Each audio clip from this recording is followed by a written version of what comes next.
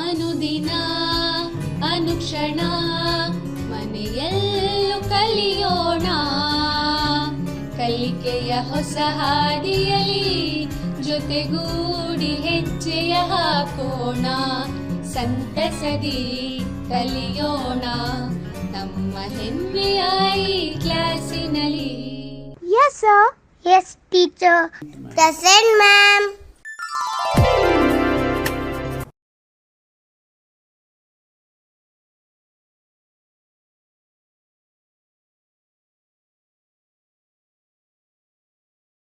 ವಿದ್ಯಾರ್ಥಿಗಳೇ ನಮಸ್ಕಾರ.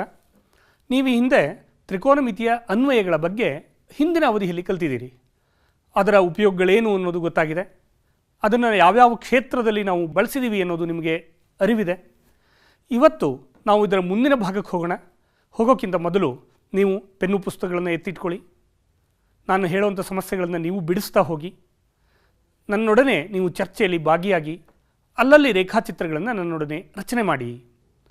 ಅದಕ್ಕೂ ಮೊದಲು ನೀವೇನೇನು ಕಲ್ತಿದ್ರಿ ಅನ್ನೋದನ್ನು ಒಂದು ಸಲ ನಾವು ನೆನಪು ಮಾಡ್ಕೊಂಬೋಣ. ಇಲ್ಲಿ ಒಂದು ತ್ರಿಭುಜವನ್ನು ತೋರಿಸ್ತಾ ಇದ್ದೀನಿ, ಗಮನಿಸಿದ್ದೀರಿ. ನಿಮಗೆ ಗೊತ್ತಿದೆ ಯಾವ ತ್ರಿಭುಜ ಇದು. ಈಗಾಗಲೇ ಅಲ್ಲಿ ಕಾಣ್ತಾ ಇರೋ ಹಾಗೆ ಇದು ಲಂಬಕೋನ ತ್ರಿಭುಜ. ಲಂಬಕೋನ ತ್ರಿಭುಜದ ಲಂಬಕೋನ ಎಲ್ಲಿದೆ ಅನ್ನೋದನ್ನು ನೀವು ಗುರುತಿಸ್ಕೊಳ್ಳಿ. ಲಂಬಕೋನ ಎಲ್ಲಿದೆ? ಲಂಬಕೋನ ಬಿ ಶೃಂಗದಲ್ಲಿದೆ. ಲಂಬಕೋನದ ಅಭಿಮುಖ ಬಾಹು ಯಾವುದು? ಲಂಬಕೋನದ ಅಭಿಮುಖ ಬಾಹು ನೀವು ಈಗಾಗಲೇ ಗುರುತಿಸಿರೋ ಹಾಗೆ ವಿಕರ್ಣ. ಹಾಗೆಯೇ ಕೋನ ಎ ಇದೆಯಲ್ಲ, ಅದರ ಅಳತೆಯನ್ನು ತೀಟ ಅಂತ ಗುರುತಿಸಿದ್ದೀವಿ. ಕೋನ ಎನ ಅಭಿಮುಖ ಬಾಹು ಇದೆಯಲ್ಲ ಬಿ ಸಿಯನ್ನು ನಾವು ಅಭಿಮುಖ ಬಾಹು ಅಂತ ಗುರುತಿಸಿದ್ದೀವಿ. ಅದರ ಎದುರುಗಡೆ ಇರುವಂಥ ಬಾಹು. ಅದರ ಪಕ್ಕದಲ್ಲಿರುವಂಥ ಬಾಹು ಇದೆ, ಗಮನಿಸಿ. ಪಕ್ಕದಲ್ಲಿ ನೀವು ಈಗಾಗಲೇ ಗಮನಿಸಿರೋ ಹಾಗೆ ಪಾರ್ಶ್ವಬಾಹು ಇದೆ. ಎ ಬಿ ಅನ್ನೋದು ಪಾರ್ಶ್ವಬಾಹು. ಇದು ನಿಮಗೆ ಗೊತ್ತಿರಬೇಕು. ಹಾಗಾಗಿ ಲಂಬಕೋನ ತ್ರಿಭುಜಕ್ಕೆ ಸಂಬಂಧಿಸಿದಂತೆ ವಿಕರ್ಣ ಅಂದರೆ ಯಾವುದು? ಇಂಗ್ಲೀಷಲ್ಲಿ ಹೈಪಾಟಿನ್ಯೂಸ್ ಅಂತ ಹೇಳ್ತೀವಿ. ಹಾಗೆಯೇ ಯಾವುದೋ ಒಂದು ನಿರ್ದಿಷ್ಟ ಕೋನದ ಅಭಿಮುಖ ಬಾಹು ಯಾವುದು ಅಂದರೆ ಆಪೋಸಿಟ್ ಸೈಡ್. ಅದೇ ರೀತಿ ನಿರ್ದಿಷ್ಟ ಕೋನದ ಪಕ್ಕದ ಬಾಹು ಯಾವುದು? ಪಾರ್ಶ್ವಬಾಹು, ಅಡ್ಜಸೆಂಟ್ ಸೈಡ್. ಇದನ್ನು ನೀವು ಗುರುತಿಸಿದಿರಿ. ಇನ್ನೊಂದಿಷ್ಟು ನೀವು ಕಲ್ತಿದ್ದನ್ನು ನೆನಪು ಮಾಡ್ಕೊಳ್ತಾ ಹೋಗೋಣ. ಉನ್ನತ ಕೋನ ಅಂದ್ರೇನು ಅಂಥೇಳಿ ನಾವು ನೋಡೋಣ. ಉನ್ನತ ಕೋನ ಅಂದರೆ ನಿಮಗೆ ಗೊತ್ತಿದೆ, ವೀಕ್ಷಣಾ ವಸ್ತು ಇದೆ, ವ್ಯಕ್ತಿಯೊಬ್ಬ ಅದನ್ನು ವೀಕ್ಷಿಸ್ತಾ ಇದ್ದಾನೆ. ಈಗ ವೀಕ್ಷಿಸುವಂಥ ಸಂದರ್ಭದಲ್ಲಿ ವೀಕ್ಷಿಸುವಂಥ ರೇಖೆಯನ್ನು ನಾವು ದೃಷ್ಟಿರೇಖೆ ಅಂತ ಕರಿತೀವಿ. ಹಾಗೆಯೇ ದೃಷ್ಟಿರೇಖೆಗೂ ಮತ್ತು ಕೆಳಗಡೆ ಇರುವಂಥ ಕ್ಷಿತಿಜ ರೇಖೆ, ಇದನ್ನು ಗಮನಿಸಿ. ಕ್ಷಿತಿಜ ರೇಖೆ ಮತ್ತು ದೃಷ್ಟಿರೇಖೆಯ ನಡುವೆ ಇರುವಂಥ ಕೋನ ಇದೆಯಲ್ಲ, ಇದನ್ನು ನಾವು ತೀಟ ಅಂತ ಗುರುತಿಸಿದ್ದೀವಿ. ಹಾಗಾಗಿ ಈ ಕೋನವನ್ನು ನಾವು ಉನ್ನತ ಕೋನ ಅಂತ ಕರಿತೀವಿ ಅಂತ ನಿಮಗೆ ಗೊತ್ತಿದೆ. ಹಾಗಿದ್ದರೆ ಉನ್ನತ ಕೋನ ಅಂದ್ರೇನು ಅಂಥೇಳಿ ಒಂದು ಸಲ ಅರ್ಥೈಸಿದ್ದನ್ನು ಪುನಃ ನೆನಪು ಮಾಡ್ಕೊಂಡ್ಬಿಡೋಣ. ಉನ್ನತ ಕೋನ ಎಂದರೆ ತಲೆ ಮೇಲೆತ್ತಿ ವಸ್ತುವನ್ನು ವೀಕ್ಷಿಸುವಂಥ ಸಂದರ್ಭ. ಯಾವಾಗ ಯಾವುದಾದ್ರೂ ಒಂದು ವಸ್ತುವನ್ನು ತಲೆ ಮೇಲೆತ್ತಿ ನೋಡ್ತೀವೋ ಆ ಸಂದರ್ಭದಲ್ಲಿ ಉಂಟಾಗುವಂಥ ಕೋನವನ್ನು ಉನ್ನತ ಕೋನ ಅಂತ ಕರಿತೀವಿ. ಉನ್ನತ ಕೋನವನ್ನು ವ್ಯಾಖ್ಯಾನಿಸಿ ಬಿಡೋಣ. ಉನ್ನತ ಕೋನ ಎಂದರೆ ವೀಕ್ಷಣಾ ವಸ್ತುವು ಕ್ಷಿತಿಜ ರೇಖೆಯ ಮೇಲಿದ್ದಾಗ ದೃಷ್ಟಿರೇಖೆ ಹಾಗೂ ಕ್ಷಿತಿಜ ರೇಖೆಯ ನಡುವೆ ಏರ್ಪಟ್ಟ ಕೋನ. ಈ ಸಂದರ್ಭದಲ್ಲಿ ತೀಟ ಇಲ್ಲಿ ಗಮನಿಸ್ತಾ ಇದ್ದೀರಿ, ಇದು ಉನ್ನತ ಕೋನ. ಹಾಗಿದ್ರೆ ಇನ್ನೊಂದು ಕೋನ ಯಾವುದು ಹೇಳಿ ನೋಡೋಣ. ಇನ್ನೊಂದು ಕೋನ ನೆನಪು ಮಾಡ್ಕೊಳ್ತಾ ಇದ್ದೀರಿ, ಇದನ್ನು ನಾವು ಅವನತ ಕೋನ ಅಂತ ಕರಿತೀವಿ. ಹಾಗಿದ್ದರೆ ಅವನತ ಕೋನ ಎಂದರೆ ವಸ್ತುವೊಂದನ್ನು ವೀಕ್ಷಿಸುವಂಥ ಸಂದರ್ಭದಲ್ಲಿ ತಲೆಯನ್ನು ಕೆಳಗಿಳಿಸಿ ನೋಡುವಂಥ ಸಂದರ್ಭ. ಹಾಗಿದ್ದರೆ ಇಲ್ಲಿ ವೀಕ್ಷಣಾ ವಸ್ತು ಇದೆ, ನೀವು ಗಮನಿಸ್ತಾ ಇದ್ದೀರಿ. ಇಲ್ಲೊಬ್ಬ ವೀಕ್ಷಕ ಇದನ್ನು ವೀಕ್ಷಿಸ್ತಾ ಇದ್ದಾನೆ. ಆ ರೇಖೆಯನ್ನು ನಾವು ದೃಷ್ಟಿರೇಖೆ ಅಂತ ಕರಿತೀವಿ ಅಂತ ನಮಗೆ ಗೊತ್ತಿದೆ. ಹಾಗಿದ್ದರೆ ದೃಷ್ಟಿರೇಖೆ ಇದ್ದರೆ ಇನ್ನೊಂದು ರೇಖೆಯನ್ನು ನಾವು ಕಲ್ಪಿಸ್ಕೋತೀವಿ. ಯಾವುದದು? ಹೌದು, ಕ್ಷಿತಿಜ ರೇಖೆ. ಹಾಗಿದ್ದರೆ ಕ್ಷಿತಿಜ ರೇಖೆಯನ್ನು ನಾವು ಗಮನಿಸೋಣ. ಕ್ಷಿತಿಜ ಹಾಗೂ ದೃಷ್ಟಿರೇಖೆಯ ನಡುವೆ ಏರ್ಪಟ್ಟಿರುವಂತಹ ಮಧ್ಯದ ಕೋನ ಇದೆಯಲ್ಲ, ಅದನ್ನು ನಾವು ಅವನತ ಕೋನ, ಅದನ್ನು ಇಲ್ಲಿ ತೀಟ ಅಂತ ಗುರುತಿಸಿದ್ದೀವಿ. ಇದು ಅವನತ ಕೋನ. ಹಾಗಾಗಿ ಪ್ರತಿ ಸಂದರ್ಭದಲ್ಲಿ ಉನ್ನತ ಕೋನ ಆಗಿರಲಿ ಅವನತ ಕೋನ ಆಗಿರಲಿ, ಎರಡೂ ಸಂದರ್ಭಗಳಲ್ಲಿ ದೃಷ್ಟಿರೇಖೆಯೇ ಸಾಮಾನ್ಯವಾಗಿ ಲಂಬಕೋನ ತ್ರಿಭುಜದ ವಿಕರ್ಣ ಆಗಿರುತ್ತೆ ಅಂತ ನಿಮಗೆ ಗೊತ್ತು. ಏಕೆಂದರೆ ಇಲ್ಲಿ ನೀವು ಗಮನಿಸ್ತಾ ಇದ್ದೀವಿ, ದೃಷ್ಟಿರೇಖೆ ಈ ಲಂಬಕೋನದ ಅಭಿಮುಖ ಬಾಹು ಆಗಿದೆ. ಹಾಗಾಗಿ ಎರಡೂ ಸಂದರ್ಭಗಳಲ್ಲಿ ನಿಮಗೆ ತಿಳಿತಾ ಇದೆ ದೃಷ್ಟಿರೇಖೆನೇ ವಿಕರ್ಣ ಅನ್ನೋದು ಅರ್ಥ ಆಗುತ್ತೆ. ಹಾಗಿದ್ದರೆ ಅವನತ ಕೋನವನ್ನು ವ್ಯಾಖ್ಯಾನಿಸಿ ಬಿಡೋಣ. ಅವನತ ಕೋನ ಎಂದರೆ ವೀಕ್ಷಣಾ ವಸ್ತುವು ಕ್ಷಿತಿಜ ರೇಖೆಯ ಕೆಳಗಿದ್ದು ದೃಷ್ಟಿರೇಖೆ ಹಾಗೂ ಕ್ಷಿತಿಜ ರೇಖೆಯ ನಡುವೆ ಏರ್ಪಟ್ಟಿರುವಂಥ ಕೋನ. ಹಾಗಾಗಿ ಉನ್ನತ ಕೋನ ಅಂದರೆ ಏನು ಅಂತ ನೆನಪು ಮಾಡ್ಕೊಂಡ್ವಿ, ಯಾವಾಗ ಉಂಟಾಗುತ್ತೆ ಅಂತ ಗೊತ್ತಾಗ್ತಾ ಇದೆ. ಅವನತ ಕೋನ ಅಂದರೆ ಯಾವಾಗ ಉಂಟಾಗುತ್ತೆ ಅನ್ನೋದು ಗೊತ್ತಾಗಿದೆ. ಇವೆರಡನ್ನೂ ನಾವು ಅರ್ಥ ಮಾಡ್ಕೊಂಡ್ಬಿಟ್ರೆ ತ್ರಿಕೋನಮಿತಿಯ ಎಲ್ಲ ಸಮಸ್ಯೆಗಳನ್ನು ತುಂಬ ಸುಲಭವಾಗಿ ಬಿಡಿಸ್ಬೋದು ಮಕ್ಕಳೇ. ಇನ್ನೊಂದು ಸಂದರ್ಭವನ್ನು ನಾವು ಗಮನಿಸ್ಬೋಣ. ಕ್ಯೂ ಬಿಂದು ಇಲ್ಲಿದೆ. ಕ್ಯೂ ಬಿಂದುವಿನಿಂದ ಆರನ್ನು ವೀಕ್ಷಿಸ್ತಾ ಇದ್ದೀವಿ ಅಂತ ಭಾವಿಸ್ಕೊಳ್ಳೋಣ. ತಲೆಯನ್ನು ಮೇಲೆತ್ತಿ ನೋಡ್ತಾ ಇದ್ದೀವಿ. ನೋಡಿದಾಗ ಯಾವ ಕೋನ ಉಂಟಾಗುತ್ತೆ? ಹೌದು ಮಕ್ಕಳೇ, ಸರಿಯಾಗಿ ಹೇಳ್ತಾ ಇದ್ದೀರಿ. ಇಲ್ಲುಂಟಾಗಿರುವಂಥ ಕೋನ ನಮಗೆ ಗೊತ್ತಾಗ್ತಾ ಇದೆ, ಉನ್ನತ ಕೋನ. ಹಾಗಾಗಿ ಈ ಸಂದರ್ಭದಲ್ಲಿ ನೀವು ಗಮನಿಸ್ಬೋದು, ಪಿ ಕ್ಯೂ ಆರ್ ಅನ್ನುವಂಥದ್ದು θ2 ಅಂತ ಹೇಳಿ ನಾವೇನು ಗುರುತಿಸಿದೀವೋ ಇದು ಉನ್ನತ ಕೋನ ಅಂಥೇಳಿ ನಾವು ಕರಿಬಹುದು. ಹಾಗಿದ್ರೆ ಆರ್ನಿಂದ ಕ್ಯೂ ಅನ್ನು ನೋಡ್ತಾ ಇದ್ದೀವಿ ಅಂತ ಭಾವಿಸೋಣ. ಹಾಗಿದ್ರೆ ಇಲ್ಲಿದ್ದಾಗ ಈ ಆರ್ ಬಿಂದು ಮೇಲೆ ನಿಂತ್ಕೊಂಡು ಕ್ಯೂ ಅನ್ನು, ಈ ಬಿಂದುವನ್ನು ವೀಕ್ಷಿಸ್ತಾ ಇದ್ದೀವಿ.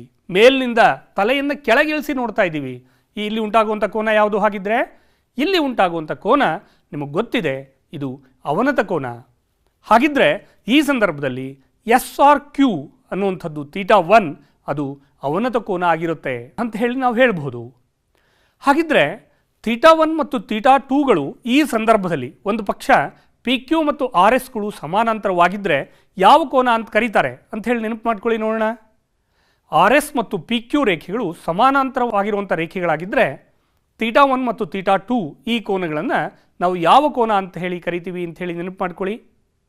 ಹೌದು, ಈ ಕೋನಗಳನ್ನು ನಾವು ಪರ್ಯಾಯ ಕೋನಗಳು ಅಂತ ಹೇಳಿ ಕರಿತೀವಿ. ಈಗ ಎತ್ತರ ಆಧಾರಿತ ಸಮಸ್ಯೆಗಳನ್ನು ಬಿಡಿಸೋಣ ತ್ರಿಕೋನಮಿತಿಯನ್ನು ಬಳಸಿ. ಸಮಸ್ಯೆಯನ್ನು ನನ್ನ ಜೊತೆಗೆ ಓದಿ ಮಕ್ಕಳೇ. ಒಂದು ಕಾಲುವೆಯ ದಡದ ಮೇಲೆ ದೂರದರ್ಶನ ಗೋಪುರವೊಂದು ನೇರವಾಗಿ ನಿಂತಿದೆ. ಗೋಪುರಕ್ಕೆ ಅಭಿಮುಖವಾದ ಮತ್ತೊಂದು ದಡದ ಮೇಲಿನ ಬಿಂದುವಿನಿಂದ ಗೋಪುರದ ಮೇಲ್ತುದಿಗೆ ಉನ್ನತ ಕೋನವು 60 ಡಿಗ್ರಿ ಆಗಿದೆ. ಇದೇ ಬಿಂದುವಿನಿಂದ ಗೋಪುರದ ಪಾದವನ್ನು ಸೇರಿಸುವಂತೆ ಎಳೆದ ಸರಳ ರೇಖೆಯ ಮೇಲಿನ 20 ಮೀಟರ್ ದೂರದ ಮತ್ತೊಂದು ಬಿಂದುವಿನಿಂದ ಗೋಪುರದ ಮೇಲ್ತುದಿಗೆ ಉನ್ನತ ಕೋನ 30 ಡಿಗ್ರಿ ಆಗಿದೆ.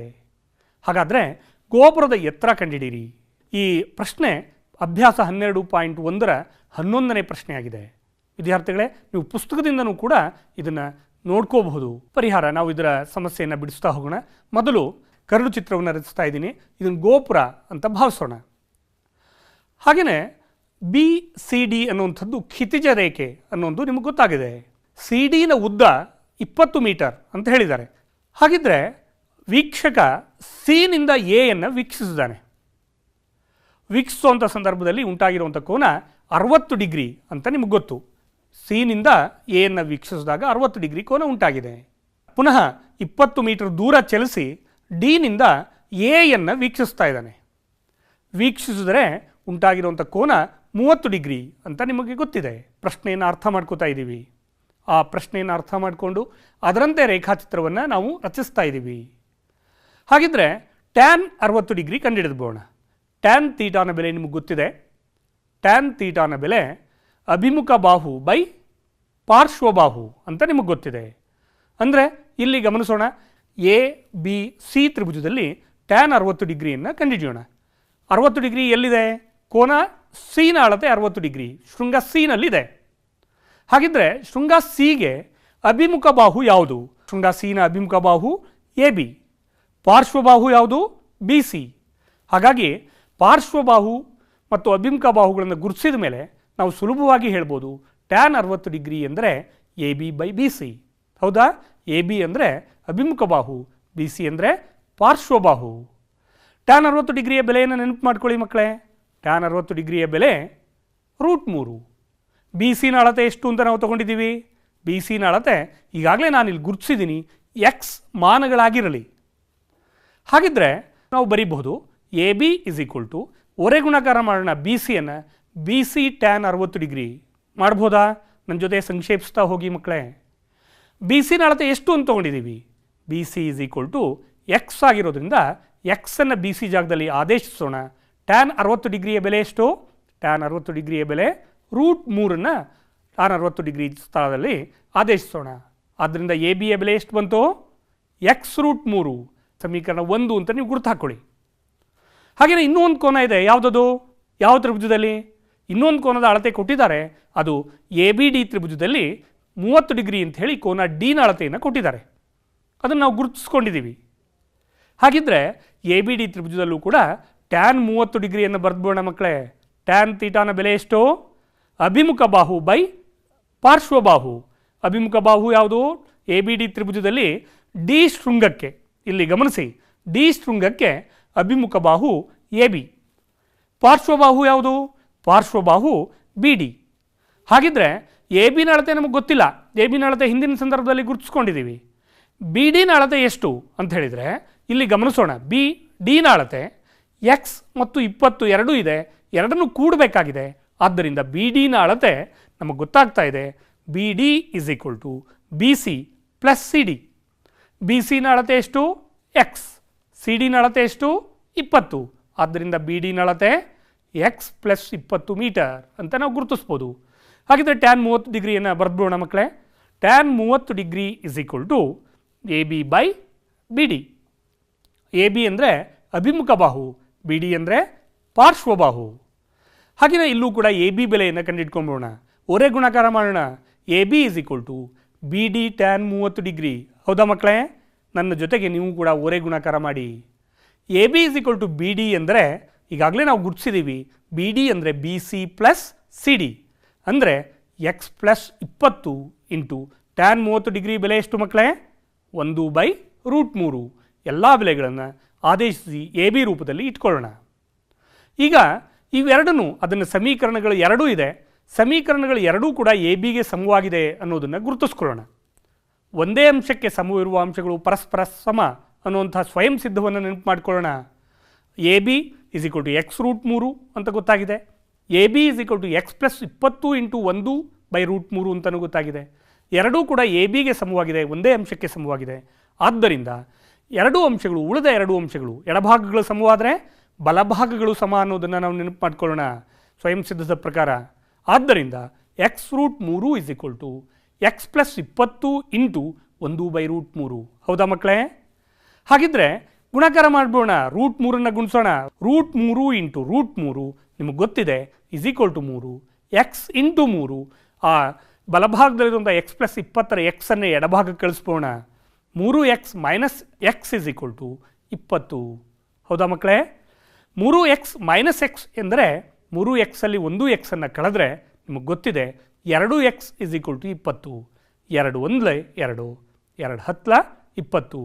ಆದ್ದರಿಂದ ಎಕ್ಸ್ನ ಅಳತೆ 10 ಮೀಟರ್ ಅಂತ ನಮಗೆ ಗೊತ್ತಾಗಿದೆ. ಹಾಗಿದ್ದರೆ ನಾವೇನು ಕಂಡುಹಿಡಬೇಕಾಗಿದೆ ಅಂದರೆ ಗೋಪುರದ ಎತ್ತರ ಎ ಬಿ ಎಷ್ಟು ಅಂತ ಹೇಳಬೇಕಾಗಿದೆ. A B is equal to ಯಾವುದಾದ್ರೂ ಒಂದು ಸಮೀಕರಣದಲ್ಲಿ A B is equal to x√3ರಲ್ಲಿ ಆದೇಶಿಸೋಣ. ಗೋಪುರದ ಎತ್ತರ is equal to A B is equal to x√3 ಅಂತ ಬರಿಬೋದಾ? ಹಾಗಿದ್ರೆ A B is equal to x√3. X ಜಾಗದಲ್ಲಿ 10 ಹಾಕೋಣ, √3 ಮೀಟರ್. ಆದ್ದರಿಂದ ಗೋಪುರದ ಎತ್ತರ 10√3 ಮೀಟರ್ ಅಂತ ಹೇಳಿ ನಾವು ಬರೀಬಹುದು. ಮಕ್ಕಳೇ, ಅರ್ಥ ಆಗ್ತಾ ಇದೆಯಾ? ನನ್ನ ಜೊತೆಗೆ ಈ ಪ್ರಶ್ನೆಯನ್ನು ನೀವು ಕೂಡ ಬಿಡಿಸ್ಕೊಳ್ತಾ ಹೋಗಿ, ಪ್ರಶ್ನೆಯನ್ನು ಅರ್ಥ ಮಾಡ್ಕೊಳ್ಳಿ, ಚಿತ್ರವನ್ನು ಬರ್ಕೊಳ್ಳಿ, ಟ್ಯಾನ್ನ ಬೆಲೆಗಳನ್ನು ನೆನಪು ಮಾಡ್ಕೊಳ್ಳಿ. ಇನ್ನೊಂದು ಪ್ರಶ್ನೆಗೆ ಹೋಗೋಣ ಮಕ್ಕಳೇ.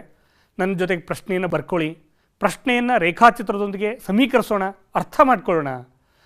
ಗೋಪುರವೊಂದರ ಪಾದದಿಂದ 4 ಮೀಟರ್ ಮತ್ತು 9 ಮೀಟರ್ ದೂರದಲ್ಲಿ ಒಂದೇ ಸರಳ ರೇಖೆಯ ಮೇಲಿನ ಬಿಂದುವಿನಿಂದ ಗೋಪುರದ ಮೇಲ್ತುದಿಗೆ ಉನ್ನತ ಕೋನಗಳು ಪರಸ್ಪರ ಪೂರಕಗಳಾಗಿವೆ. ನೆನಪು ಮಾಡ್ಕೊಳ್ಳಿ. ಗೋಪುರದ ಎತ್ತರ 6 ಮೀಟರ್ ಎಂದು ಸಾಧಿಸಿ. ನಾವಿಲ್ಲಿ ಲಂಬಕೋನ ಪೂರಕಗಳನ್ನು ತಗೊಳ್ತಾ ಇದ್ದೀವಿ. ಹಾಗಿದ್ರೆ ರೇಖಾಚಿತ್ರವನ್ನು ರಚಿಸೋಣ. ಪ್ರಶ್ನೆಯನ್ನು ಬರ್ಕೊಂಡಿದ್ದೀವಿ, ರೇಖಾಚಿತ್ರವನ್ನು ರಚಿಸೋಣ. ಗೋಪುರ ಒಂದಿದೆ, ಎ ಬಿ ಅನ್ನೋದು ಗೋಪುರವಾಗಿರಲಿ, ಪಾದ ಬಿ ಡಿ ಅನ್ನುವಂಥದ್ದು ಕ್ಷಿತಿಜ ರೇಖೆ ಆಗಿರಲಿ. ಹಾಗಿದ್ರೆ ಸಿನಿಂದ ಒಂದು ಸಲ ಗೋಪುರದ ಮೇಲ್ತುದಿಯನ್ನು ಎಯನ್ನು ಗಮನಿಸ್ತಾ ಇದ್ದೀವಿ, ಡಿನಿಂದ ಕೂಡ ಗೋಪುರದ ಮೇಲ್ತುದಿಯನ್ನು ಗಮನಿಸ್ತಾ ಇದ್ದೀವಿ. ದೂರ ಮೊದಲು ಬಿ ಸಿನ ದೂರ 4 ಮೀಟರ್ ಅಂತ ನಮಗೆ ಗೊತ್ತಿದೆ. ಬಿ ಸಿ 4 ಮೀಟರ್ ಅಂತರದಲ್ಲಿ ಗೋಪುರದ ಪಾದ ಬಿನಿಂದ 4 ಮೀಟರ್ ಅಂತರ ಸಿನಲ್ಲಿ ನಿಂತ್ಕೊಂಡು ಗೋಪುರದ ಮೇಲ್ತುದಿ ಎಯನ್ನು ಗಮನಿಸ್ತಾ ಇದ್ದೀವಿ. ಹಾಗೆಯೇ ಮತ್ತೆ ಒಂದು 9 ಮೀಟರ್, ಗೋಪುರದ ಪಾದದಿಂದ 9 ಮೀಟರ್ ಅಥವಾ ಸಿನಿಂದ 5 ಮೀಟರ್ ದೂರದಲ್ಲಿ ಡಿ ಬಿಂದುವಿನಲ್ಲಿ ನಿಂತ್ಕೊಂಡು ಎಯನ್ನು ಗಮನಿಸ್ತಾ ಇದ್ದೀವಿ. ಗಮನಿಸಿದರೆ ಎ ಬಿನ ಎತ್ತರ 6 ಮೀಟರ್ ಅಂತ ಹೇಳಿ ನಾವು ಸಾಧಿಸಬೇಕಾಗಿದೆ. ಈಗ ನಮಗೆ ಎರಡು ಕೋನಗಳು ಉಂಟಾಗಿರುವಂಥ ಕೋನಗಳು ಲಂಬಕೋನ ಪೂರಕಗಳು ಅಂತ ನಾವು ತೊಗೊಂಡಿದ್ದೀವಿ. ಸಿ ಕೋನದ ಅಳತೆ ತೀಟಾ ಆಗಿರಲಿ, ಹಾಗಿದ್ರೆ ಇನ್ನೊಂದು ಕೋನ ಡಿ ಕೋನದ ಅಳತೆ ಏನಾಗಿರಬೇಕು? 90 ಮೈನಸ್ ತೀಟಾ ಆಗಿರಬೇಕು. ಎರಡನ್ನೂ ಕೂಡಿದಾಗ ಸಿ ಮತ್ತು ಡಿಗಳ ಮೊತ್ತ 90 ಡಿಗ್ರಿ. ಸಿ ಕೋನ ತೀಟಾ ಅಂತ ತೊಗೊಂಡ್ಬಿಟ್ಟಿದ್ದೀವಿ. ಇನ್ನೊಂದು ಕೋನ ಏನಾಗಿರುತ್ತೆ ಹಾಗಿದ್ರೆ? 90 ಮೈನಸ್ ತೀಟಾ. ಹಾಗಿದ್ರೆ ನಾವು ಎ ಬಿ ಗೋಪುರ ಅಂತ ಊಹಿಸ್ಕೊಂಡಿದ್ದೀವಿ. ಕೋನ ಸಿ ಮತ್ತು ಕೋನ ಡಿನ ಅಳತೆ 90 ಡಿಗ್ರಿ ಅಂತ ಗೊತ್ತಾಗಿದೆ. ಆದ್ದರಿಂದ ಕೋನ ಸಿನ ಅಳತೆ ತೀಟಾ ಇದ್ದರೆ ಕೋನ ಡಿನ ಅಳತೆ 90 ಮೈನಸ್ ತೀಟಾ ಅಂತ ಗುರುತಿಸಿದ್ದೀವಿ. ಇದು ಅಭ್ಯಾಸ 12.1ರ 16ನೇ ಪ್ರಶ್ನೆ. ಮುಂದುವರಿಸೋಣ ಮಕ್ಕಳೇ. ನನ್ನ ಜೊತೆಗೆ ನೀವು ಕೂಡ ಮಾಡ್ತಾ ಹೋಗಿ, ಅರ್ಥ ಮಾಡ್ಕೊಳ್ಳಿ. ರೇಖಾಚಿತ್ರವನ್ನು ನಮಗೀಗಾಗಲೇ ಕೊಟ್ಟಿರೋ ಹಾಗೆ ಬಿ ಡಿನ ಅಳತೆ 9 ಮೀಟರ್ ಅಂತ ಕೊಟ್ಟಿದ್ದಾರೆ. ಬಿ ಸಿನ ಅಳತೆ 4 ಮೀಟರ್. ಟ್ಯಾನ್ ತೀಟಾ ಕಂಡಿಡ್ಬೋಣ. ಟ್ಯಾನ್ ತೀಟಾ ಎಂದರೆ ಅಭಿಮುಖ ಬಾಹು ಬೈ ಪಾರ್ಶ್ವಬಾಹುವನ್ನು ಗುರುತಿಸೋಣ. ಸಿನಲ್ಲಿ ಕೋನದ ಅಳತೆ ತೀಟಾ ಅಂತ ಗೊತ್ತಾಗಿದೆ. ಆದ್ದರಿಂದ tan theta is equal to A B ಅಭಿಮುಖ ಬಾಹು ಬೈ ಪಾರ್ಶ್ವಬಾಹು ಬಿ ಸಿ. ಎ ಬಿನ ಅಳತೆ ನಮಗೆ ಗೊತ್ತಿಲ್ಲ, ಹಾಗಾಗಿ A B is equal to B C into tan theta ಬರೀಬೋದಾ ಮಕ್ಕಳೇ? ಹೋದ ಲೆಕ್ಕದಲ್ಲೂ ಕೂಡ ಇದೇ ಥರ ಮಾಡಿದ್ವಿ. ಹಾಗಾಗಿ ಬಿ ಸಿಯನ್ನು ಓರೆ ಗುಣಾಕಾರ ಮಾಡಿದ್ದೀನಿ. A B is equal to B C ಅಂದರೆ ಕೊಟ್ಟಿದ್ದಾರೆ, ಬೆಲೆಯನ್ನು ಹಾಕೋಣ. ಬಿ ಸಿ ಅಂದರೆ ಎಷ್ಟು? ಈ ಬಿ ಸಿನ ಅಳತೆ 4 ಮೀಟರ್. ಆದ್ದರಿಂದ ಬಿ ಸಿ ಜಾಗದಲ್ಲಿ 4ಅನ್ನು ನಾವು ಆದೇಶಿಸೋಣ. ಆದ್ದರಿಂದ A B is equal to 4 tan theta ಬರೀಬೋದಾ? ಇದನ್ನು ಸಮೀಕರಣ 1 ಅಂತ ಕರೆದ್ಬೋಣ. ಹಾಗಿದ್ರೆ ಎ ಬಿ ಡಿ ತ್ರಿಭುಜ ತಗೊಳ್ಳೋಣ. ಎ ಬಿ ಡಿ ತ್ರಿಭುಜದಲ್ಲಿ ಟ್ಯಾನ್ 90 ಮೈನಸ್ ತೀಟಾನ ಕಂಡುಹಿಡಿಯೋಣ. ಈ 90 ಮೈನಸ್ ತೀಟಾ ಅಳತೆ ಇದೆಯಲ್ಲ, ಅದರ ಅಭಿಮುಖ ಬಾಹು ಎ ಬಿ ನಮ್ಗೆ ಗೊತ್ತಿದೆ. ಈಗ ಡಿ ಕೋನದ ಅಭಿಮುಖ ಬಾಹು ಎ ಬಿ, ಪಾರ್ಶ್ವಬಾಹು ಬಿ ಡಿ. ಆದ್ದರಿಂದ A B by B D. A B is equal to, ಇಲ್ಲೂ ಕೂಡ ಬಿ ಡಿಯನ್ನು ಒರೆ ಗುಣಾಕಾರ ಮಾಡೋಣ. B D into tan 90 minus theta, ಪೂರಕ ಕೋನಗಳನ್ನು ನೆನಪು ಮಾಡ್ಕೊಳ್ಳೋಣ. ಟ್ಯಾನ್ 90 ಮೈನಸ್ ತೀಟಾನ ಬೆಲೆ ಕಾಟ್ ತೀಟಾ ಅನ್ನೋದು ನಿಮಗೆ ಗೊತ್ತಿದೆ. ಆದ್ದರಿಂದ A B is equal to B D cot theta. B ಡಿನ ಅಳತೆ ಎಷ್ಟು ಮಕ್ಕಳೇ? ಈಗಾಗಲೇ ಗೊತ್ತಾಗಿದೆ. ಬಿ ಡಿನ ಅಳತೆ 9 ಮೀಟರ್ ಅಂತ ಅವರೇ ಕೊಟ್ಟಿದ್ದಾರೆ. ಆದ್ದರಿಂದ ಬಿ ಡಿ ಜಾಗದಲ್ಲಿ 9 ಅಂತ ಆದೇಶಿಸೋಣ. ಕಾಟ್ ತೀಟಾ ಹೇಗಿತ್ತೋ ಹಾಗೆ ಬರೆಯೋಣ. ಇದನ್ನು ಸಮೀಕರಣ 2 ಅಂತ ಕರೆಯೋಣ. ಸಮೀಕರಣ 1 ಏನು ಅಂತ ನಿಮಗೆ ಗೊತ್ತಾಗಿದೆ. 2 ಅನ್ನೋದು ನಾವೀಗಾಗಲೇ ಇಲ್ಲಿ ಬರೆದಿದ್ದೀವಿ. 2 ಗುಣಾಕಾರ ಮಾಡಿಬಿಡೋಣ. ಸಮೀಕರಣ 1 ಮತ್ತು 2 ಎಡಭಾಗದಲ್ಲಿ ಎ ಬಿ ಇದೆ. A B into A B, A B square. A B into A B ಏನು ಮಕ್ಕಳೇ? A B square is equal to ಬಲಭಾಗವನ್ನು ಗುಣಿಸೋಣ. 4 tan theta into 9 cot theta. Tan ಮತ್ತು ಕಾಟ್ಗಳು ಪರಸ್ಪರ ವಿಲೋಮ ಅನುಪಾತಗಳು ಅಂತ ನಿಮಗೆ ಗೊತ್ತಿದೆ. ಆದ್ದರಿಂದ ಟ್ಯಾನ್ ಮತ್ತು ಕಾಟ್ಗಳು ಪರಸ್ಪರ ಕ್ಯಾನ್ಸಲ್ ಆಗುತ್ತೆ. ಉಳಿದದ್ದು ಅಂಕಿಗಳೇನು ಮಕ್ಕಳೇ? ಅಲ್ಲಿ 4 ಮತ್ತು 9. 4ರಿಂದ 9ಅನ್ನು ಗುಣಿಸಿದರೆ ಅದರ ಬೆಲೆ ಎಷ್ಟು? 4 36. ಆದ್ದರಿಂದ ಎ ಬಿ ಸ್ಕ್ವೇರ್ನ ಬೆಲೆ 36. 36 ಯಾವ ಸಂಖ್ಯೆಯ ವರ್ಗ ಮಕ್ಕಳೇ? 36 ಅನ್ನುವಂಥದ್ದು ಸರಿಯಾಗಿ ಹೇಳ್ತಾ ಇದ್ದೀರಿ, 6ರ ವರ್ಗ. ಎ ಬಿ ಸ್ಕ್ವೇರ್ನ ಬೆಲೆ 36 ಆದರೆ ಎ ಬಿನ ಬೆಲೆ ಎಷ್ಟು? 6 ಮೀಟರ್ ಅಂತ ನಾವು ಹೇಳ್ಬೋದು. ಆದ್ದರಿಂದ ಗೋಪುರದ ಎತ್ತರ 6 ಮೀಟರ್ ಅಂಥೇಳಿ ನಾವು ಸಾಧಿಸಿದ್ದೀವಿ. ಅರ್ಥ ಆಗ್ತಿದೆಯಾ ಮಕ್ಕಳೇ? ಬರ್ಕೊಳ್ಳಿ. ಚಿತ್ರವನ್ನು ಈ ನಾವು ಮಾಡ್ತಾ ಇರುವಂಥ ಸಮಸ್ಯೆ ಜೊತೆಗೆ ಸಮೀಕರಿಸಿ, ಅರ್ಥ ಆಗುತ್ತೆ. ಆನಂತರ ಮತ್ತೆ ಮತ್ತೆ ಇದೇ ಪ್ರಶ್ನೆಗಳನ್ನು ಬಿಡಿಸಿ ನೀವು ಈ ಪ್ರಶ್ನೆಯನ್ನು, ಹೊಸ ಪ್ರಶ್ನೆಗಳನ್ನು ಬಿಡಿಸೋದಕ್ಕೆ ಅನುಕೂಲ ಆಗುತ್ತೆ. ಇನ್ನೊಂದು ಪ್ರಶ್ನೆಗೆ ಹೋಗೋಣ ಮಕ್ಕಳೇ. ಮರದ ಮೇಲೆ ಕುಳಿತ ಪಕ್ಷಿಯು ಭೂಮಿಯ ಮೇಲಿರುವ ಇಲಿಯನ್ನು 60 ಡಿಗ್ರಿ ಕೋನದಲ್ಲಿ ನೋಡುತ್ತಾ ತಿನ್ನಲು ಹವಣಿಸುತ್ತಿದೆ. ಮರದ ಪಾದದಿಂದ ಇಲಿಗೆ ಇರುವ ದೂರ 6 ಮೀಟರ್ ಆದರೆ ಮರದ ಎಷ್ಟು ಎತ್ತರದಲ್ಲಿ ಪಕ್ಷಿ ಕುಳಿತಿದೆ? ಪ್ರಶ್ನೆ ಅರ್ಥ ಮಾಡ್ಕೊಳ್ಳೋಣ. ಮರ ಇದೆ, ಮರದ ಮೇಲೆ ಒಂದು ಟೊಂಗೆ ಮೇಲೆ ಒಂದು ಪಕ್ಷಿ ಕುಳಿತಿದೆ. ಕೆಳಗಡೆ ಇರುವಂಥ ಒಂದು ಇಲಿಯನ್ನು ನೋಡ್ತಾ ಇದೆ. ಅದು ತಿನ್ನೋದಕ್ಕೆ ಹವಣಿಸ್ತಾ ಇದೆ. 60 ಡಿಗ್ರಿ ಕೋನದಲ್ಲಿ ನೋಡ್ತಾ ಇದೆ. ಹಾಗಿದ್ದರೆ ರೇಖಾಚಿತ್ರವನ್ನು ಬರೆದ್ಬಿಡೋಣ. ಪ್ರಶ್ನೆ ಅರ್ಥ ಮಾಡ್ಕೋತಿದ್ದೀರಾ ಮಕ್ಕಳೇ? ಇಲ್ಲಿ ಕ್ಷಿತಿಜ ರೇಖೆಯನ್ನು ಬರೆದಿದ್ದೀನಿ. ನೀವು ಕೂಡ ಚಿತ್ರವನ್ನು ರಚನೆ ಮಾಡ್ತಾ ಹೋಗಿ. ಸಿ ಬಿ ಅಥವಾ ಬಿ ಸಿ ಭೂ ಮೇಲ್ಮೈ ಆಗಿರಲಿ. ಎ ಬಿ ಅನ್ನುವಂಥದ್ದು ಮರವನ್ನು ಪ್ರತಿನಿಧಿಸಲಿ. ಎ ಬಿಂದುವಿನಲ್ಲಿ ಆ ಪಕ್ಷಿ ಕುಳಿತಿದೆ ಅಂತ ನಾವು ಭಾವಿಸೋಣ. ಎ ಬಿಂದು ಮೇಲೆ ಕುಳಿತಿದೆ. ಸಿ ಬಿಂದುವಿನಲ್ಲಿ ಇಲಿ ಇದೆ ಅಂಥೇಳಿ ನಾವು ಭಾವಿಸೋಣ. ಎನಿಂದ ಸಿಯನ್ನು ನೋಡ್ತಾ ಇದೆ. ಮೇಲಿನಿಂದ ಕೆಳಗೆ ನೋಡ್ತಾ ಇದೆ. ತಲೆ ಕೆಳಗಿಳಿಸಿ ನೋಡುವ ಸಂದರ್ಭ ಯಾವ ಕೋನ ಉಂಟಾಗುತ್ತೆ ಮಕ್ಕಳೇ? ಇಂಥ ಸಂದರ್ಭದಲ್ಲಿ ನಿಮಗೆ ಗೊತ್ತಿದೆ ಅವನತ ಕೋನ ಉಂಟಾಗುತ್ತೆ. ಆದ್ದರಿಂದ ಇಲ್ಲಿ 6 ಮೀಟರ್ ಅಂತರದಲ್ಲಿ ನೋಡ್ತಾ ಇದೆ. ಹಾಗಿದ್ರೆ ಕ್ಷಿತಿಜ ರೇಖೆಯನ್ನು ಗುರುತಿಸ್ಬೋಣ. ಕ್ಷಿತಿಜ ರೇಖೆಯೊಂದಿಗೆ ದೃಷ್ಟಿ ರೇಖೆ ಉಂಟಾಗುವಂಥ ಕೋನ ಅವನತ ಕೋನ 60 ಡಿಗ್ರಿ ಅಂತ ಕೊಟ್ಟಿದ್ದಾರೆ. ಕ್ಷಿತಿಜ ರೇಖೆಯ ಸಮಾನಾಂತರ ರೇಖೆ ಎ ಬಿಂದುವಿನಿಂದ ನಾನು ಎಳೆದಿದ್ದೀನಿ ಬಿ ಸಿಗೆ ಸಮಾನಾಂತರವಾಗಿ. ಸಮಾನಾಂತರ ರೇಖೆ ಉಂಟಾದಾಗ ನಿಮಗೆ ಗೊತ್ತಿದೆ ಝಡ್ ಆಕಾರದ ಕೋನ. ನಮ್ಗೆ ಯಾವ ಕೋನ ಉಂಟಾಗುತ್ತೆ? ಅಲ್ಲಿ ನಮಗೆ ಗೊತ್ತಿದೆ ಪರ್ಯಾಯ ಕೋನಗಳು ಉಂಟಾಗುತ್ತೆ ಅಂತ. ಆದ್ದರಿಂದ ಕೋನ ಎ, ಮೇಲ್ಗಡೆ ಇರುವಂಥ ಕೋನ ಎ, ಈ ಕೋನ ನೀವು ಗಮನಿಸ್ತಾ ಇದ್ದೀರಿ. ಇಲ್ಲಿ ಉಂಟಾಗಿರುವಂಥ ಕೋನ ಕೆಳಗಿರುವಂಥ ಕೋನಕ್ಕೆ ಪರ್ಯಾಯ ಕೋನ. ನೀವು ಗಮನಿಸ್ಬೋದು ಇಲ್ಲಿ ಝಡ್ ಆಕಾರ ಉಂಟಾಗಿದೆ ಅನ್ನೋದು. ಆದ್ದರಿಂದ ನಾವು ಎರಡೂ ಕೂಡ 60 ಡಿಗ್ರಿಗೆ ಸಮ ಅಂತ ಗುರುತಿಸಿದ್ದೀವಿ. ಪಕ್ಷಿಯು ಮರದಲ್ಲಿ ಎ ಬಿಂದುವಿನಲ್ಲಿ ಕುಳಿತಿದೆ ಅಂತ ಭಾವಿಸೋಣ. Tan 60 degree. ಈಗ ಪಕ್ಷಿ ಮರದಲ್ಲಿ ಎ ಬಿಂದುವಿನಲ್ಲಿ ಕುಳಿತಿದೆ ಅಂತ ಭಾವಿಸೋಣ. ಕುಳಿತಿದ್ರೆ ಅದು ಸಿ ಬಿಂದುವನ್ನು ವೀಕ್ಷಿಸ್ತಾ ಇದೆ. ಅಂದರೆ ಅವನತ ಕೋನ ಯಾವುದು ಅಂತ ಗೊತ್ತಾಯ್ತು ನಮಗೆ. ಹಾಗಿದ್ರೆ ಟ್ಯಾನ್ 60 ಡಿಗ್ರಿಯ ಬೆಲೆ ನಮಗೆ ಗೊತ್ತಿದೆ. ಟ್ಯಾನ್ 60 ಡಿಗ್ರಿ ಅಂದರೆ ಅಭಿಮುಖ ಬಾಹು. ಈ ಚಿತ್ರದಲ್ಲಿ ಗಮನಿಸೋಣ A B by B C. ಹಾಗಾಗಿ A B by B C ಅಂದರೆ ಅಭಿಮುಖ ಬಾಹು ಬೈ ಪಾರ್ಶ್ವಬಾಹು. ಎ ಬಿನ ಅಳತೆ ಎಷ್ಟು ಅಂತ ಗೊತ್ತಿಲ್ಲ ನಮಗೆ, ಬಿ ಸಿ ಎಷ್ಟು ಅಂತ ಕೊಟ್ಟಿದ್ದಾರೆ. ಬಿ ಸಿನ ಅಳತೆ 6. ಆದ್ದರಿಂದ A B is equal to B C tan 60 degree. Tan 60 ಡಿಗ್ರಿಯ ಬೆಲೆ ಎಷ್ಟು ಹೇಳು ಮಕ್ಕಳೇ? ಅದರ ಬೆಲೆ √3. ಆದ್ದರಿಂದ A B is equal to 6√3 metre ಅಂತ ನಮ್ಗೆ ಗೊತ್ತಾಗ್ತಾ ಇದೆ. ಹಾಗಾಗಿ ಮರದಲ್ಲಿ ಪಕ್ಷಿಯು 6√3 ಮೀಟರ್ ಎತ್ತರದಲ್ಲಿ ಕುಳಿತಿದೆ ಅಂತ ನಾವು ಹೇಳ್ಬೋದು. ಇನ್ನೊಂದು ಪ್ರಶ್ನೆಗೆ ಹೋಗೋಣ ಮಕ್ಕಳೇ. ನೆಲದ ಮೇಲೆ ನಿಂತ ಹುಡುಗ ಅಭಿರಾಮ ಮೇಲೆ ಹಾರುತ್ತಿರುವ ವಿಮಾನವನ್ನು ತನ್ನಿಂದ ಭೂಮಿಯ ಮೇಲಿನ ಕ್ಷಿತಿಜ ದೂರಗಳು ಕ್ರಮವಾಗಿ 4 ಮೀಟರ್ ಮತ್ತು 9 ಮೀಟರ್ ಇರುವಂತೆ 60 ಡಿಗ್ರಿ ಮತ್ತು 30 ಡಿಗ್ರಿ ಕೋನದಲ್ಲಿ ವೀಕ್ಷಿಸಿದ. ವಿಮಾನ ಭೂಮಿಯಿಂದ ಎಷ್ಟು ಎತ್ತರದಲ್ಲಿ ಹಾರುತ್ತಿದೆ? ಈಗ ಪ್ರಶ್ನೆಯನ್ನು ಕೂಡ ಚಿತ್ರದೊಂದಿಗೆ ನಾವು ಹೋಲಿಕೆ ಮಾಡೋಣ. ಚಿತ್ರ ಬರೀತಾ ಹೋಗೋಣ.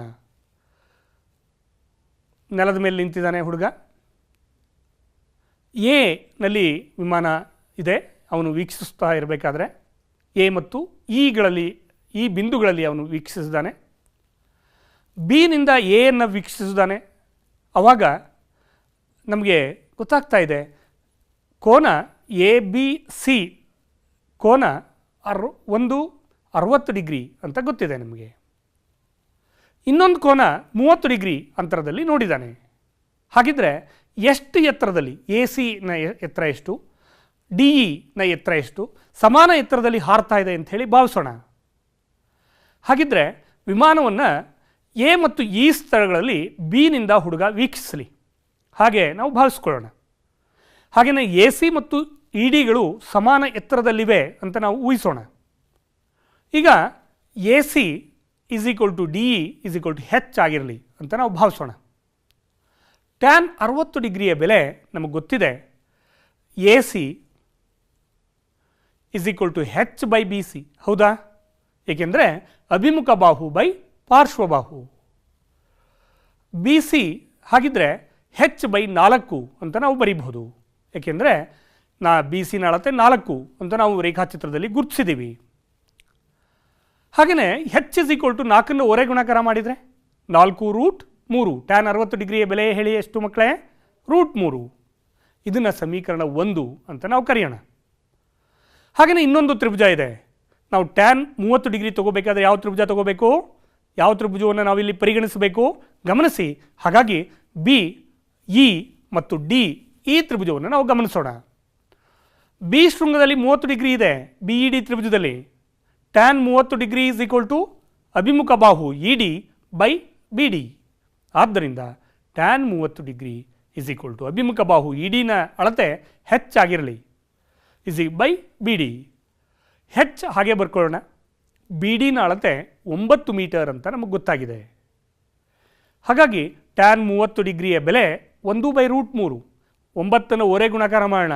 9 × 1/√3.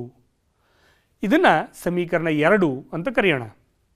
ಸಮೀಕರಣ 1ನ್ನು ಮತ್ತೊಮ್ಮೆ ಮಕ್ಕಳೇ ಓದ್ಕೊಳ್ಳಿ. ಸಮೀಕರಣ 2ನ್ನು ಮತ್ತೊಮ್ಮೆ ಓದ್ಕೊಳ್ಳಿ. 2ನ್ನು ಗುಣಾಕಾರ ಮಾಡಿಬಿಡೋಣ. 1 ಮತ್ತು 2ನ್ನು ಗುಣಿಸೋಣ. H into H, H square is equal to 4√3 ಮೊದಲೇ ಸಮೀಕರಣದಲ್ಲಿ ಬಲಭಾಗದಲ್ಲಿದೆ. ಕೆಳ ಸಮೀಕರಣ ಎರಡನೇ ಸಮೀಕರಣ ಇದರಲ್ಲಿ 9 × 1/√3 ಇದೆ. ಇಲ್ಲಿ ಗಮನಿಸ್ತಾ ಇದ್ದೀರಿ √3 ಕ್ಯಾನ್ಸಲ್ ಆಗಿದೆ. √3 ಕ್ಯಾನ್ಸಲ್ ಆದರೆ ಏನು ಉಳಿತು? 4 ಮತ್ತು 9 ಉಳಿತು.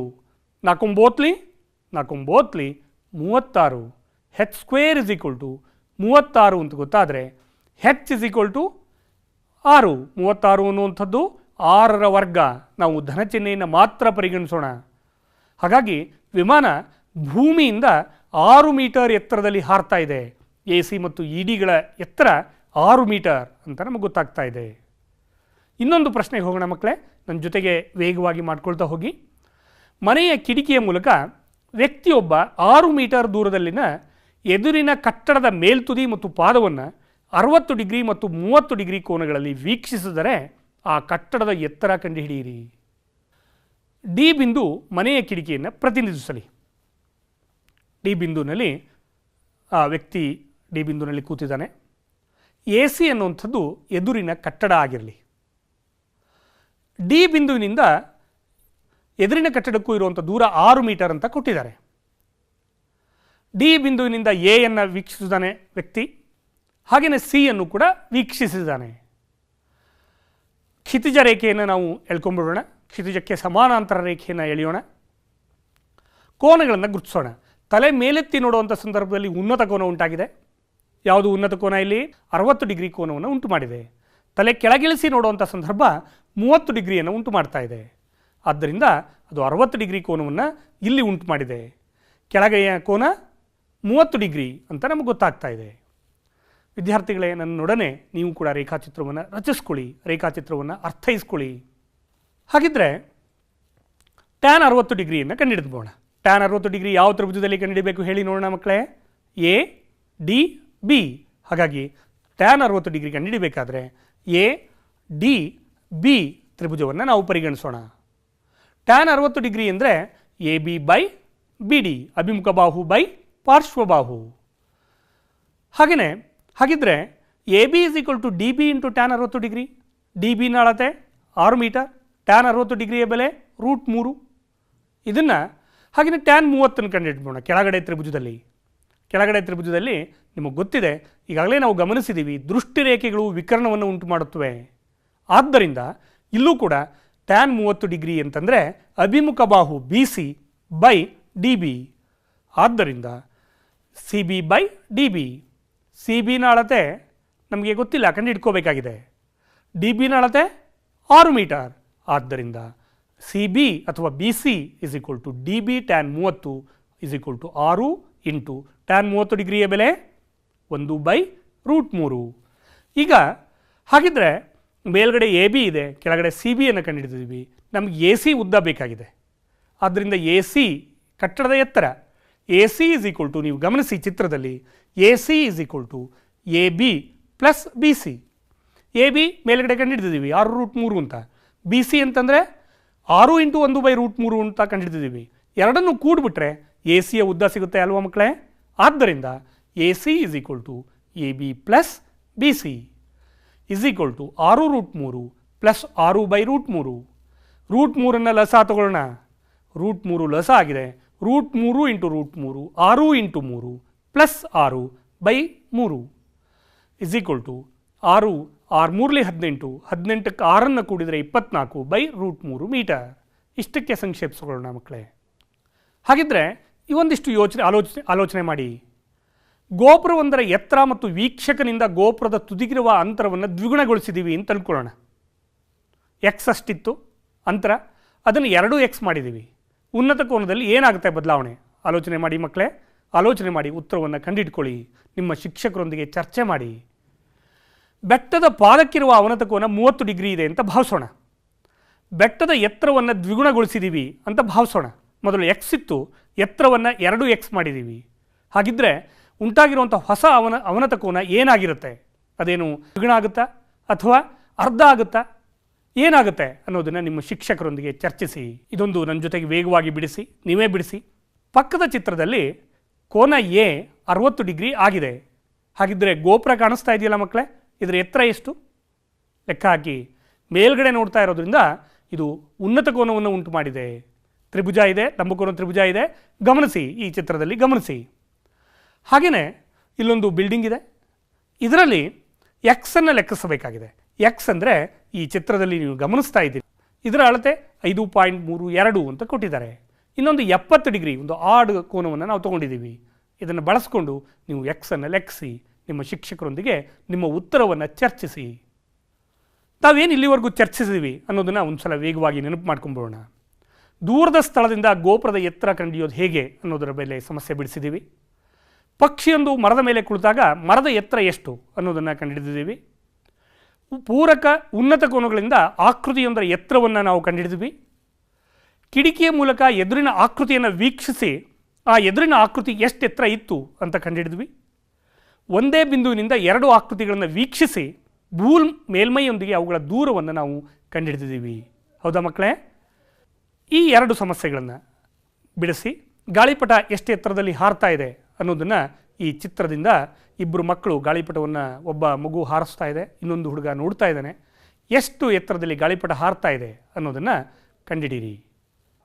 ಈ ಮರದ ಎತ್ತರ ಎಷ್ಟು ಅನ್ನೋದನ್ನು ಲೆಕ್ಕಿಸಿ ಮಕ್ಕಳೇ. ಆ ವಿದ್ಯಾರ್ಥಿ 1.5 ಮೀಟರ್ ಎತ್ತರದಲ್ಲಿ ಇದ್ದಾನೆ, 29 ಡಿಗ್ರಿ ಇಲ್ಲಿದೆ. ಮರದ ಎತ್ತರವನ್ನು, ಈ ಮರ ಎಷ್ಟು ಎತ್ತರ ಇತ್ತು ಅಂಥೇಳಿ ಲೆಕ್ಕಿಸಿ. ನಮಸ್ಕಾರ ಮಕ್ಕಳೇ.